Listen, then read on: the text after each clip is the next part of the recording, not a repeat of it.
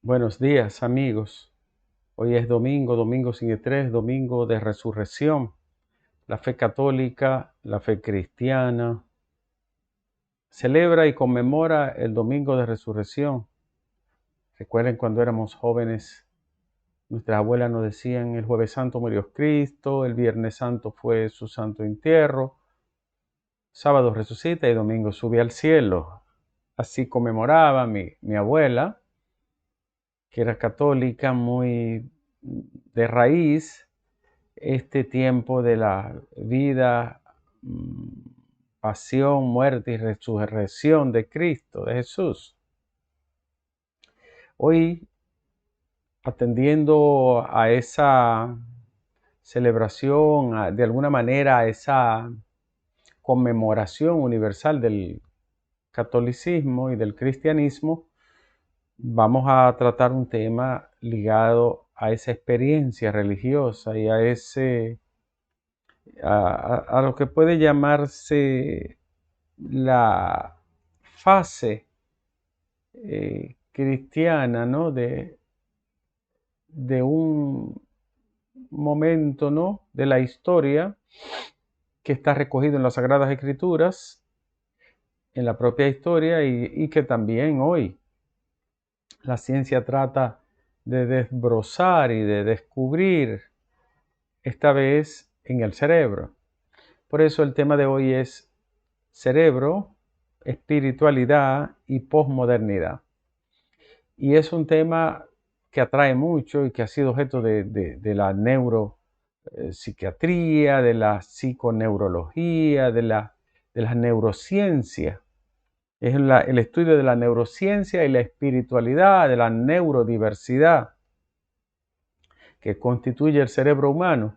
Entonces este tema es una continuación del que había tratado anteriormente, que era sobre la espiritualidad, lo santo, lo religioso, ¿no? Que el tema pasado. Este tema tiene un gran atractivo porque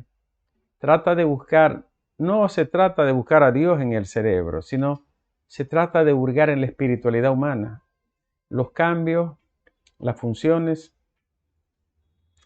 el comportamiento del cerebro, la espiritualidad en el ser. ¿Qué pasa en nuestro cerebro? Es un tema sumamente lindo para la gente de fe y para los que no tienen fe. Recuerden que cada domingo llegamos, gracias a Francia a Valois o Francia a Valois, ella es mortgage banker y puede ayudarle para su préstamo hipotecario, sea de primera vez o que usted quiera volver a renegociar su préstamo hipotecario para comprar una casa, un apartamento. Llame a Francia al 718-344-0819. Francia a Valois o Francia a Valois, ella es mortgage banker. Y también el restaurante La Casa del Mar allá en Western, en el Bronx, una maravilla de restaurante para todos los dominicanos. Me encanta ir allá a Casa del Mar. Bueno, como dije en principio, no se trata de buscar a Dios en el cerebro, sino de escarbar en las manifestaciones que dan pie a la espiritualidad. ¿Por qué algunas personas son enteramente espirituales y se realizan en la espiritualidad, en la creencia de una religión, de Dios, y se sienten tan satisfechos, tan realizados, tan completos en esta fase tan maravillosa, ¿no? de la existencia? Lo primero es que en la pasada entrega, creo que del sábado, ¿no? Tocaba, a manera de resumen, la hierofanía. La hierofanía como manifestación de lo sagrado. Como manifestación de lo sagrado. Y trataba la fase predeística, ¿no? Incluso recurriendo a la antropología y a la arqueología. La fase predeística, anterior deística de Dios. ¿Dónde se encuentra el momento anterior a la creencia en Dios, a la fe en Dios. Y entonces la antropología y la historia ubican en 20 a 40 mil años las primeras manifestaciones, descubrimientos, mitos, liturgias ligadas a la creencia, a la búsqueda de Dios de los primeros tiempos. Gustavo Bueno, que es un filósofo creyente y un hombre de una tremenda formación académica y humanística, tiene un libro que se llama El animal divino, para referirse al hombre y el misterio de la fe. Y ya había hablado anteriormente de la hierofanía de Mircea Eliade y de numen, el numen o inspiración de Rudolf Otto y también de Gerson Scholem, que son unos estudiosos muy profundos y prolíficos de la historia de la religión y de la fe en el mundo griego. Más anteriormente hablábamos del arché o arjé, que es el motor primero, la causa, el elemento originario, que es la causa o el motor, el impulso inicial de todo cuanto existe. Se atribuye a Anaximandro que es de presocrático, anterior a Sócrates, a Platón y Aristóteles, y él está por ahí por el siglo VII, a principios del siglo VII, hasta el mediados, ¿no? 645, cuando muere. Bueno, el hecho es que ese precedente histórico nos hace pensar qué ocurre en el cerebro para creer, para amasar la idea de una fe, de una confianza en un ser. Yo decía en la anterior entrega que tres filósofos, Descartes, uno de los padres del racionalismo, David Hume, el padre del empirismo, y Kant, que es una especie de confluencia de los dos anteriores, que trata de juntarlo, de armonizarlo, Immanuel Kant, buscan una explicación al fenómeno y de alguna forma la idea de Dios cambia por completo a partir de la modernidad. Y ellos son, en el caso de Kant, es un hombre del siglo de la luz, del iluminismo, del periodo, ¿no?, previo a la Revolución Francesa, que es un movimiento hijo de la enciclopedia. Y en el caso de Hume, es un hombre de finales del siglo XVIII, creo que muere por el 1776, si no me falla la memoria. Digo estos precedentes del tema anterior para buscar apoyatura, base. Ahora, ¿qué ocurre en nuestro cerebro cuando abrazamos la fe, cuando abrazamos la religión? Un hombre que no es religioso, que no es creyente, que es ateo, agnóstico o que no participa de esto puede dar poca explicación. O una mujer, porque no lo ha vivido, no lo ha comprendido, no lo ha internalizado. Pero la gente que tiene fe, la gente que cree, la gente que participa de esta devoción, sí tiene experiencia religiosa, experiencia personal. La neurociencia han ubicado en unas 4 partes fundamentales la reacción del cerebro al rezar, al orar, al hacer advocaciones religiosas. Esas zonas son la zona temporopolar, la otra es la corteza prefrontal medial y la otra es la unión temporoparietal. Ahora bien, ¿qué es lo que ha determinado los estudios de neurociencia y los estudios de imágenes en estas zonas donde está, vamos a decirle, la zona de la creencia, la zona de la manifestación de creencias en un orden, en un ser? Bueno, lo determinado por los estudios es que los estímulos son idénticos. Cuando se ora, cuando se reza, se ha hecho estudio de imágenes de resonancia funcional y determinan que es la misma reacción y son los mismos estímulos que cuando se habla con un ser querido, con un amigo amado o con una persona muy querida, un ser muy cercano. Es idéntico, ¿no? Por eso la gente habla, la manera de rezar y de orar es dialogal, habla como con una confianza y con una cercanía, que se está hablando con un familiar, con alguien a quien se le puede tener toda la confianza. La idea de Dios, por lo tanto, altera el cerebro. Lo altera. La idea de Dios cambia la manifestación cerebral normal. En el otro programa, creo que lo había dicho, la experiencia mística que tienen las personas creyentes activan el lóbulo temporomedial, del que ya hablé, el temporomedial, entre el temporal y la parte medial.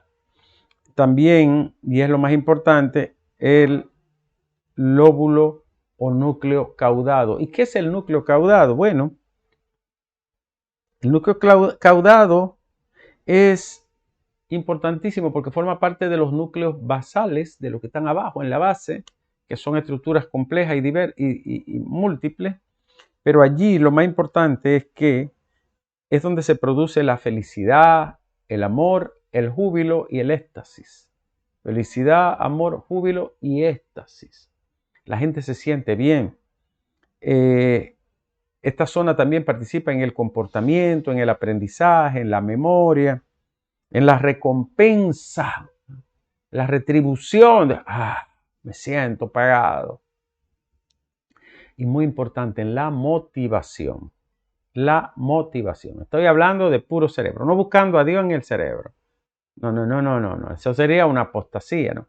No estoy buscando a Dios en el cerebro. Estoy buscando una explicación cerebral de la espiritualidad. Y eso se mide con neurotransmisores y sustancias que participan en esto. Esa sustancia por antonomasia es la dopamina, que es la sustancia de la retribución, de la alegría, de la sensación de bienestar. Y precisamente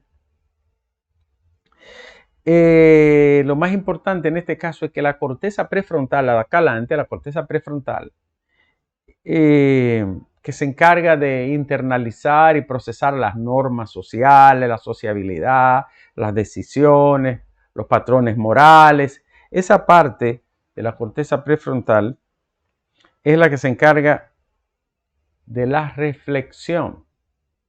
Por eso estuvieron equivocados quienes pensaron que las personas creyentes eran fanáticos ciegos. Hay fanáticos ciegos. Hay fanáticos ciegos, hay creyentes que creen porque sí, pero hay gente muy pensante que es creyente. Y gente muy analítico, muy lógico, muy razonador. Por lo tanto, la creencia no es propia solamente de personas ignorantes, como se quiso en algún momento estigmatizar. Claro, hay gente muy inteligente, muy pensante, muy razonador también, que no es creyente. Fíjense que eso se llama neurodiversidad. Cada cerebro es distinto. Cada composición y estructura cerebral es distinta, cada mente es distinta. Entonces, sigo hablando de la dopamina, el núcleo caudado, la felicidad, la sensación de bienestar, el estímulo, el júbilo, que son muy, pero muy propios de esta zona específica. Es importante en este punto saber que la persona que tiene una identidad religiosa, cuando procesa e internaliza esos valores, esa persona tiende a ver la espiritualidad, y lo es, como una fuerza motivacional. Yo no estoy hablando de personas fanáticas, ciegas, que no escuchan, que no oyen, que no ven. Yo hablo de personas que están en un plano basal, normal. Es una fuerza motivacional y se estimula el cerebro. Por eso cuando se hacen las mediciones y las imágenes, se puede ver que propiamente hay un estímulo bastante elevado, incluso de sustancias que son estimulantes. Entonces, al final, la persona se hace consciente de su estado religioso. No es de forma ciega y obtusa, oblicua, no. Lo más importante es que esa corteza prefrontal, que es donde se toman las decisiones racionales, hace consciente al ser humano de que él está en un estado de éxtasis, pero de creencia. Yo no estoy diciendo que sea lo mejor o que sea lo peor. Yo estoy hablando de forma muy, vamos a decir, pedagógica de qué ocurre en el cerebro. Esos sentimientos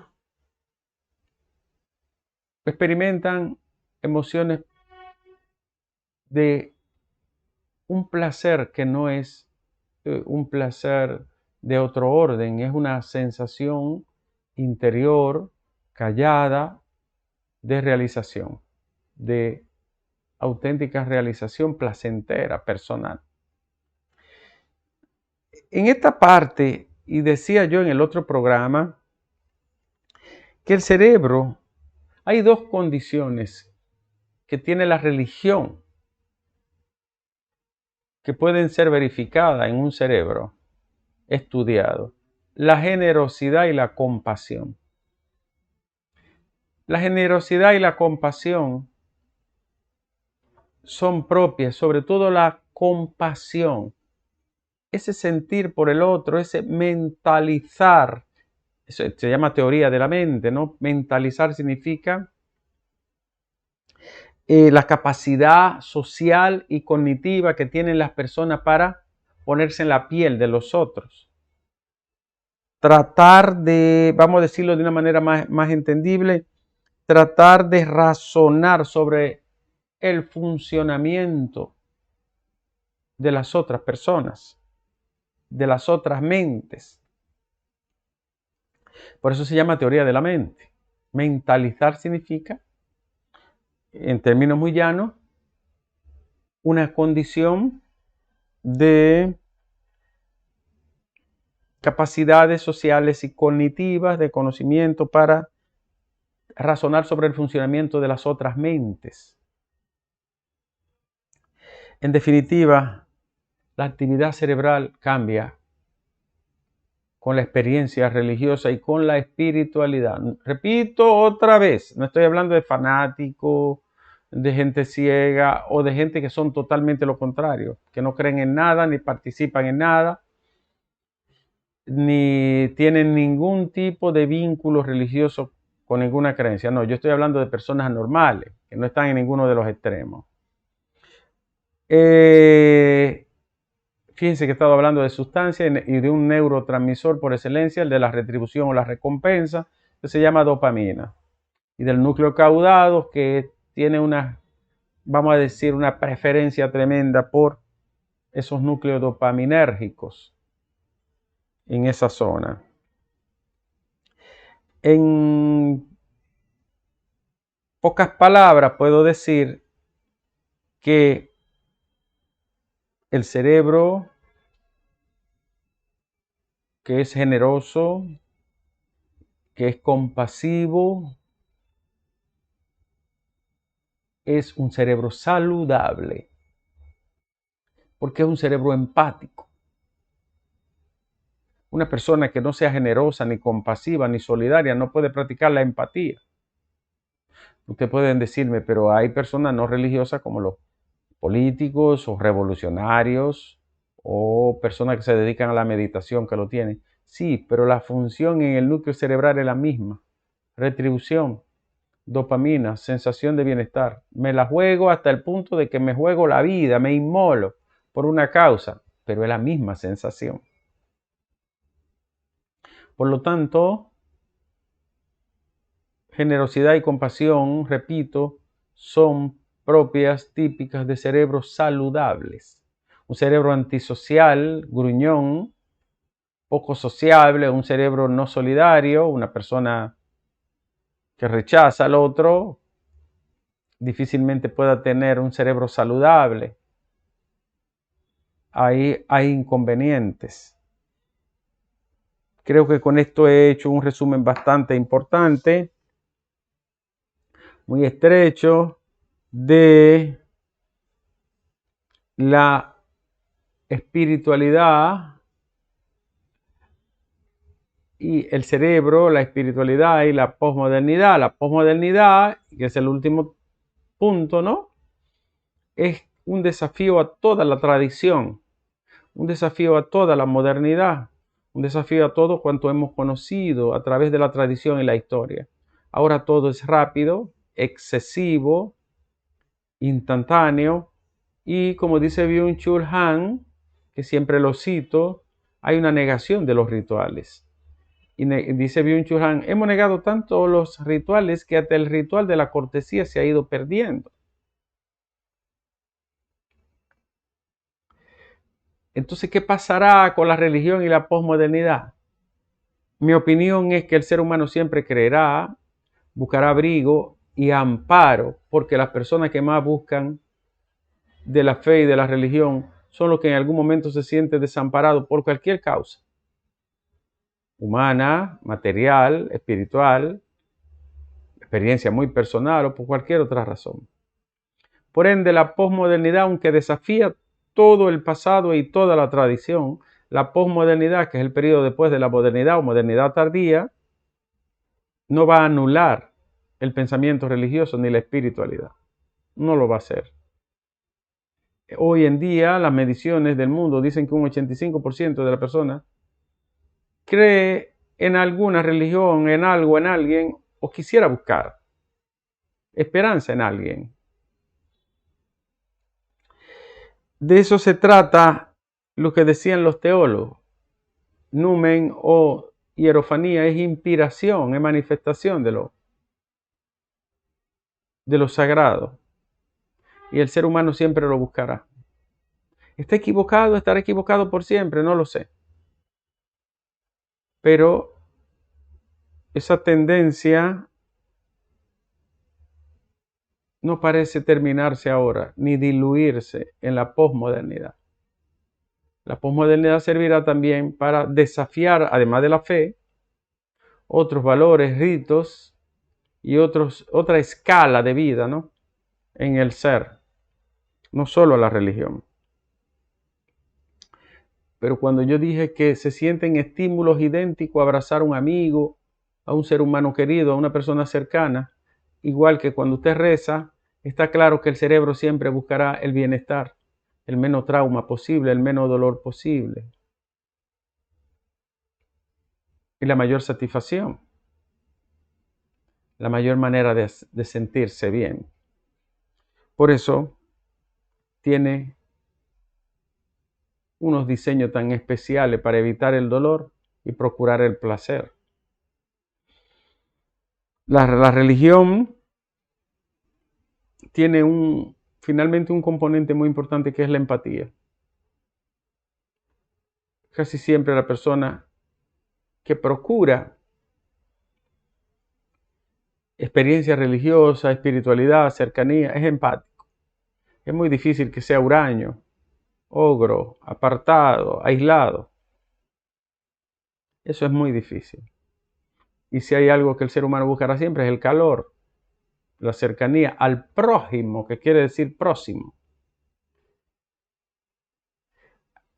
¿Estoy diciendo yo toda la verdad con esto? No creo que yo esté diciendo toda la verdad. Porque toda la verdad no la tenemos. Y esto es un ejercicio de una explicación mediante una opinión con carácter técnico. No sé, no estoy diciendo que soy dueño de la verdad. Ahora la experiencia humana indica de hace 20, 40 mil años que el ser buscó ese abrigo y que probablemente seguirá buscándolo. Y si no lo busca ahí, lo buscará en otro. Pero continuará la búsqueda de amparo y de esperanza. Así llegamos a este final de Domingo de Resurrección, Domingo sin estrés. Gracias a Francia Valois o Francia Valois. Ella es mortgage banker y puede asesorarle en su préstamo hipotecario para comprar una casa, un apartamento, o para renegociar su préstamo si ya lo tiene hecho. Y gracias también a Restaurante La Casa del Mare allá en Western, en el Bronx. Un maravilloso restaurante. Recuerde que Francia está en el 718-344-0819. Ya este lunes nos vemos, Dios mediante, en otra entrega de Café con Nieves. Significa que el ser humano será religioso siempre, no lo puedo decir. Pero como dijo Kant, como dijo Emmanuel Kant, alguna vez el ser buscará siempre síntesis más altas y elevadas que los fenómenos ordinarios. Eso dijo Emmanuel Kant. Por lo tanto, va a buscar la existencia real de Dios o la va a buscar fuera de Dios, pero la buscará. Nos vemos, señores. Muchísimas gracias por acompañarnos en este Domingo sin Estrés.